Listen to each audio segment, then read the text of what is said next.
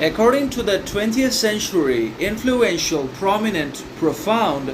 French existentialist philosopher, novelist, author, and writer Jean-Paul Sartre,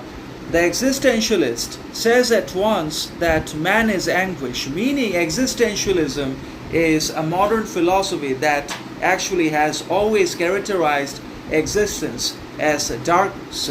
and life as something which is inherently meaningless, purposeless, aimless, and something that does not also have character, significance, worth, morality, value, and the other important qualities about itself. And that's why life is so miserable, and the people that have it and that live within it are also going to be miserable, unhappy,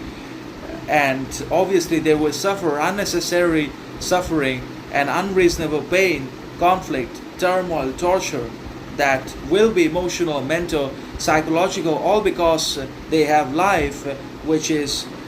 inherently meaningless and baseless and is again empty at its core. So its inhabitants are also going to suffer in one way or another, no matter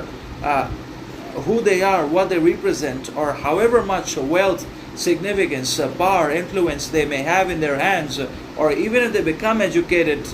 then also their suffering will not cease to exist, because life is suffering, suffering is life, suffering has been intricately and inseparably connected with life and also with the human condition itself. And because we are human beings,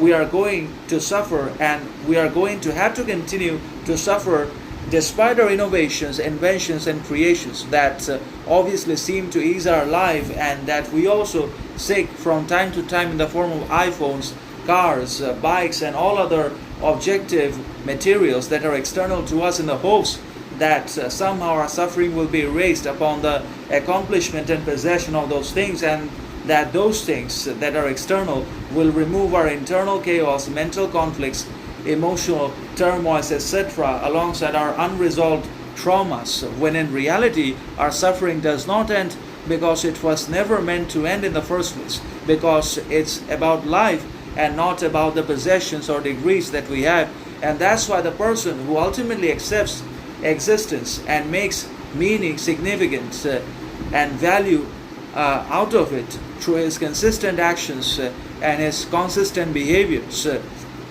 that have meaning about himself, then he becomes an existentialist, and he confirms that man is nothing but the representation of unhappiness, sorrow, suffering, pain, conflict,